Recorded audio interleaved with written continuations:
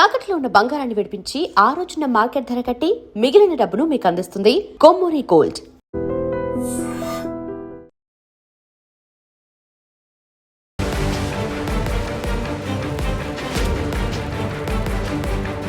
నమస్కారం, welcome to IT media. నేను మీ సంగీత.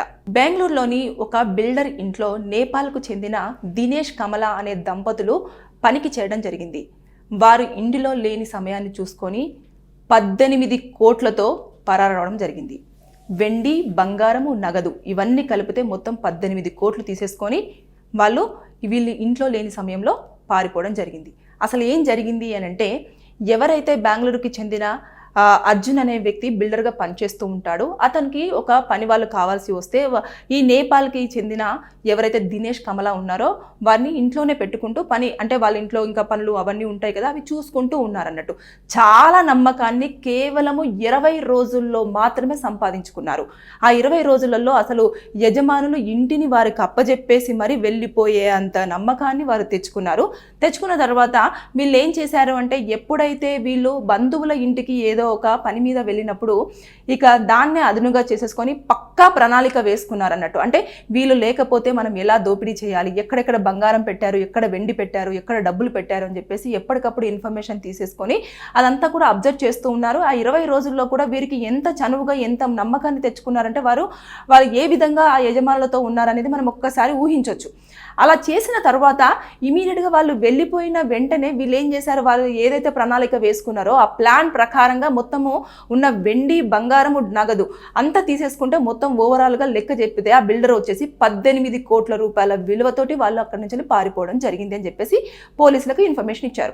ఇప్పుడు పోలీసులు ఏం చేస్తారంటే, ఈ కేసును ఎలా దర్యాప్తు చేస్తారు, ఏ విధంగా వారిని పట్టుకునే అవకాశం ఉంది, ఇందులో ఎలాంటి శిక్షలు ఉంటాయని మనం ఒక్కసారి కనుక చూసినట్లయితే, ఇప్పుడు ఆ నేపాల్కి చెందిన ఎవరైతే దినేష్ కమల ఉన్నారో వారు ఎక్కడి నుంచి రావడం జరిగింది, వీరు ఎవరిని అడిగి వారిని పనిలోకి పెట్టుకోవడం జరిగింది, వారికి సంబంధించిన ఆధారాలు ఏమైనా ఉన్నాయా లేదా, వారి అడ్రస్ ప్రూఫ్లు ఏమైనా ఇచ్చారా లేదా అనేది ముందు ఈ పోలీసులు ఎంక్వైరీ చేస్తారు. చేసిన తర్వాత వారి దగ్గర ఏదైనా ఆధారాలు ఉన్నాయి అని అంటే వారు చూసుకుంటారు. తర్వాత సీసీ కెమెరా ఫుటేజెస్ అంతా కూడా, అంటే ఇంటి నుంచి వారు ఎక్కడ ఏ ప్లేసెస్ నుంచి ఏ ప్లేసెస్కి వెళ్ళారు అని చెప్పేసి అది ఫస్ట్ ప్రధానంగా సీసీ కెమెరా ఫుటేజ్లు అన్ని కూడా చూస్తారు. సిటీ అవుట్స్కట్స్ ఏమైనా దాటారా, ఆ బెంగళూరు పరిధిలో వారు ఉంటున్న నివాసం నుంచి ఏ ప్లేస్లలోకి వెళ్ళారు, ఎటు నుంచి వెట్టి వెళ్ళారు, ఏదైనా బస్ స్టాప్కి వెళ్ళారా, రైల్వే స్టేషన్కి వెళ్ళారా అని చెప్పేసి మొత్తం చెక్ చేస్తారు అన్నట్టు.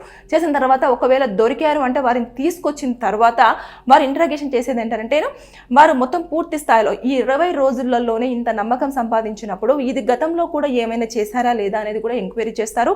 ఇకపోతే మొత్తం ఇదంతా కూడా దొంగతనం చేశారు, నమ్మకాన్ని సంపాదించి వారిని మోసం చేశారు కాబట్టి దీని ప్రకారంగా చూసుకుంటే దీంట్లో బిఎన్ఎస్ చట్టం ప్రకారంగా కూడా శిక్షలు కఠినంగానే ఉండే అవకాశం ఉంటుంది. దాదాపుగా 5 సంవత్సరాల వరకు కూడా వారికి జైలు శిక్ష విధిస్తారు. దాంతో పాటు కూడా ఫైన్ విధించే ఛాన్సెస్ కూడా ఉన్నాయి. ఇక్కడ ఒకటి ప్లస్ ఏమైంది అని అంటే, వారు ఇంట్లో లేని సమయంలో మాత్రమే వీరు దొంగతనానికి పాల్పడి ఉన్నవంతా కూడా దోచుకొని వెళ్ళడం జరిగింది. ఒకవేళ వారు ఉన్నప్పుడు కూడా అంత నమ్మకం తెచ్చుకున్నారు కాబట్టి వారిని హతమరిచి ఉండుంటే ఇంకా పరిస్థితి ఇంకొకలా ఉండేది, చాలా తీవ్ర స్థాయికి వెళ్ళే అవకాశాలు ఉంటాయి. కాబట్టి ఇప్పుడు ఆ నేపాల్కి సంబంధించిన వాళ్ళ వివరాలన్నీ కూడా తీసుకొని తర్వాత నెక్స్ట్ ఎంక్వైరీ చేస్తారు. చేసిన తర్వాత వారు గతంలో ఏ ఇళ్లలో పనిచేశారు, ఎక్కడెక్కడ పనిచేశారు, ఇక్కడ పనిచేసినప్పుడు వారి యొక్క ప్రవర్తన ఏ విధంగా ఉండేది, తర్వాత ఎవరెవరి దగ్గర ఏమైనా తెలియకుండానే తీసుకొని రావడం జరిగిందా, లేదంటే గతంలో ఏమైనా అఘాయిత్యాలకు పాల్పడడం జరిగిందా, ఇవన్నీ కూడా చెక్ చేస్తారు. చేసిన తర్వాత అప్పుడు పూర్తి స్థాయిలో వారిపైన ఎలాంటి సెక్షన్స్ వస్తాయి, ఏ కేసుల కింద వీరిపైన కేసులు నమోదు చేయొచ్చు అని చెప్పేసి అనే దానిపైన వారు పోలీసులు డిసైడ్ అవ్వడం జరుగుతుంది. కానీ ఓవరాల్గా చూసుకుంటే మాత్రము నేను ఈ వీడియోలో అందరికీ హెచ్చరించే విషయం ఏంటంటే, ఎప్పుడైనా సరే ఒక వ్యక్తి తొందరగా మనతోటి కలిసిపోతున్నారు, మనకు అనుకూలంగా ఉన్నారు అంటే మీరు ఒక్కసారి అప్రమత్తంగా ఉండండి. నమ్మించే ప్రయత్నాలు చాలా జరుగుతున్నాయి. దాంతోపాటు వారు చూస్తే 18 కోట్ల రూపాయలను దోపిడీ చేసే అంతంటే మొత్తం వారి కాన్సన్ట్రేషన్ అంతా కూడా ఎక్కడ ఉంది, వీరు ఎక్కడ డబ్బులు పెడుతున్నారు, ఎక్కడ బంగారం పెడుతున్నారు, ఎక్కడ గోల్డ్ పెడుతున్నారు, దానికి సంబంధించిన లాకర్స్ ఉంటే లాకర్కి సంబంధించిన పాస్వర్డ్స్ కానివ్వండి, లేదంటే కీస్ కానివ్వండి, ఎక్కడ పెడుతున్నారు అనే దానిపైన పూర్తిగా వారు దాని మీద డిపెండ్ అయి ఉంటున్నారు. కాబట్టి అది తొందరగా వారికి ఈజీ అయిపోయింది, వెంటనే తీసేసుకొని వెళ్ళిపోవడం కూడా జరిగింది. కాబట్టి ఎవరైనా మీ ఇంట్లో పనికున్నా సరే వారిని మీరు ఒక కంట కనిపెడుతూ ఉండండి. ఎంత మంచి వారైనప్పటికీ కూడా మీ యొక్క జాగ్రత్తలో మీరు ఉండాల్సిన అవసరం ఎంతైనా ఉంది. ఇది పెద్ద పెద్ద ఇళ్లలో మాత్రమే మనం చూస్తూ ఉంటాం. అంటే ఒక పనివారు ఉంటే అంటే వారితో పాటే ఇంకా ఇంట్లో పెట్టేసుకొని వారి యొక్క బాగోగులు చూసుకోవడం కానివ్వండి, వారి చిన్న చిన్న పనులు చెప్తే బ్యాంకు పనులు కానివ్వండి, లేదంటే బయటి పనులు కానివ్వండి, లేదంటే ఇంట్లో ఉన్న చిన్న చిన్న పనులు కానివ్వండి, వీటన్నింటికి కూడా ఒక మనిషిని హైర్ చేసుకొని ఇంట్లోనే పెట్టేసి వారికి అకామిడేషన్, ఫుడ్, దాంతోపాటు శాలరీ కూడా ప్రొవైడ్ చేస్తూ ఉంటారు. దీని నేపథ్యంలో మన మనిషే కదా, ఏమవుతుందిలే మన ఇంట్లోనే ఉంటున్నారు కదా అని చెప్పేసి అంటే కొన్ని సందర్భాల్లో ఏమవుతుందంటే వారికి సంబంధించిన వ్యక్తులు చుట్టుపక్కల ప్రాంతాలలోనే ఉంటూ ఉంటారు. ఉన్న తర్వాత వీరు ఎప్పుడైతే వీరి యొక్క కదలికలను మొత్తం గమనించిన తర్వాత వారు డిస్కస్ చేసుకొని ఇమీడియట్గా వాళ్ళు ఒక ప్లాన్ వేసుకుంటారు. ఎంత డబ్బులు ఉన్నాయి, ఎంత ఉన్నాయి, వారి ముసలోళ్ళ ఇంట్లో ఎంతమంది ఉన్నారు, ఎవరెవరు ఏ సమయానికి వెళ్తారు, ఏ సమయానికి వస్తారు, తర్వాత ఒకరు ఉన్నప్పుడు వీళ్ళ యొక్క ప్రవర్తన ఏ విధంగా ఉంటుంది, వీరు ఏ సమయాలలో నిద్రపోతారు, నిద్రపోయినప్పుడు ఎన్ని గంటల పాటు రెస్ట్ తీసుకోవడం జరుగుతుంది అని చెప్పేసి పూర్తిగా మానిటరింగ్ చేసిన తర్వాత వారు ఒక ప్రణాళిక అంటే ఒక ప్లాన్ వేసుకుంటారు అన్నట్టు. ప్లాన్ వేసుకున్న తర్వాత ఆ ప్లాన్ని ఇంప్లిమెంటేషన్ చేయడానికి బయటి వారి సహాయం తీసుకుంటారు, లేదంటే ఇంట్లో ఉన్నవారే వారు చేసే ప్రయత్నం కూడా చేస్తారు. కొన్ని సందర్భాలలో ఎదురు తిరిగారు అనుకోండి, వారిని హతమర్చే ప్రయత్నాలు కూడా మనం చూస్తున్నారు, చంపేస్తున్నారు కూడా. చాలా వరకు ఇవి మనం కేసులు వింటున్నాం కూడా. ఇలాంటివన్నీ చోటు చేసుకుంటున్నాయి కాబట్టి దయచేసి ఎవరినైనా మీ ఇళ్లలో పనికి పెట్టుకునేటప్పుడు దానికి సంబంధించిన ఇన్ఫర్మేషన్ అంతా పక్కాగా తీసుకోండి. ఇకపోతే వారు ఎలాంటి వారు అని చెప్పేసి ఎప్పటికప్పుడు అబ్జర్వ్ చేస్తూ ఉండండి. లేదు మీ ఇంట్లో పెట్టుకునే పరిస్థితి వద్దు అనుకున్నప్పుడు మాత్రం వారికి ఒక హాస్టల్ని హైర్ చేయండి. చేసిన తర్వాత లేదంటే మీరు రెంట్కు ఉండండి, దానికి సంబంధించిన డబ్బుల్లో నేను ఇంతే ఇస్తాను, మిగతాది మీరు చూసుకోండి అని చెప్పేసి చెప్పే ప్రయత్నం చేయండి తప్పించి మీరు మీతో పాటు పెట్టేసుకొని మీ ఇంట్లో ఉన్న సొమ్మును ఇలా తీసుకెళ్లేలాగా కానివ్వండి, మీ ప్రాణాలు తీసేలాగా కానివ్వండి చేసుకునే ప్రయత్నాలు చేయొద్దు అని చెప్పేసి నేనైతే ఈ వీడియోలో చెప్పడం కాదు, హెచ్చరిస్తూనే ఉన్నాను. చాలా మందికి ఇది తెలియట్లేదు. ఏముందిలో ఎక్కడో జరిగింది, బెంగళూరులో జరిగిన ఇన్సిడెంట్, మనం ఇక్కడ హైదరాబాద్లో ఉంటున్నాము, లేదంటే ఇంకేదో ఊర్లో ఉంటున్నాము, లేదంటే ఇలా ఉంటున్నాము అని చెప్పేసి చాలా తేలిగ్గా తీసుకుంటూ ఉంటారు. అరే మనతో మనిషి చాలా కలివిడిగా ఉంటున్నాడు, నమ్మకంగా ఉంటున్నారు అంటే మనిషి ఎప్పుడు ఏ రకంగా ఎలా మారుతాడు అనేది డిసైడ్ చేసేది డబ్బు మాత్రమే. దాన్ని చూడంగానే మనిషి ఒకేసారి మారిపోతాడు.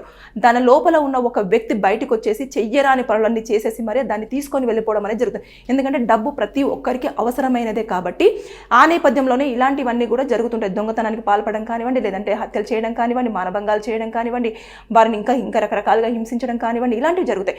పోలీస్ స్టేషన్లో చాలా కేసులు ఉన్నాయి. దాంతోపాటు కోర్టులో కూడా చాలా వరకు దొంగతనాలు జరిగిన కేసులు కూడా ఇంకా హియరింగ్లో కంటిన్యూస్గా కొన్ని ఇయర్స్ పాటు ట్రావెల్ అవుతూ ఉన్నాయి. వాళ్ళు దొరకరు, ఎతుకుతూ ఉంటారు. వచ్చినా కూడా వారి దగ్గర ఏం ఉండవు, నేను అక్కడ అమ్మాను ఇక్కడ అమ్మాను అంటారు, లేదంటే పోయినాయి అంటారు, లేదంటే నేను నన్ను జైలుకు పంపించాను, నేను ఇవ్వలేను అంటారు. ఇలాంటివన్నీ రిపీట్ అవుతూ ఉంటాయి. కాబట్టి ఎప్పుడైనా సరే ఒక వ్యక్తులను మన ఇంట్లో పెట్టుకునేటప్పుడు లేదా పనిలో చేర్చుకునేటప్పుడు జాగ్రత్తలు పాటించాల్సిన అవసరం మనదే. మనం ఎంత రెస్పాన్సిబిలిటీగా ఉంటామో మనం అంత జాగ్రత్తగా ఉన్నట్టు, మన సేఫ్ మనం చూసుకున్నట్టు. కాబట్టి ఈ వీడియో త్రూ చాలా మంది అలర్ట్ అవుతారని చెప్పేసి నేను కోరుకుంటున్నాను. Thank you. And for more videos, Please subscribe to iDream. Please subscribe to iDream. Please subscribe iDream. And please subscribe to iDream. For more videos, subscribe to iDream. please like, share and subscribe to the channel. Congratulations, iDream. Subscribe to iDream. Subscribe to iDream. So subscribe to iDream Media. iDream team andarki huge congratulations. Please subscribe iDream Media. Please subscribe to iDream. Subscribe iDream. Please subscribe to iDream. iDream అంటే నా కళల ఛానల్ను subscribe చేసుకున్న నోరు తిరుగుతలేదు, మీరైతే గంట గుర్తు కొట్టండి. For more such videos, please subscribe to iDream. Subscribe to iDream. Please subscribe to iDream. Please subscribe iDream Media. Please do subscribe to iDream. Please subscribe to iDream Media. For best entertainment and information, please subscribe iDream. And don't forget to subscribe to iDream.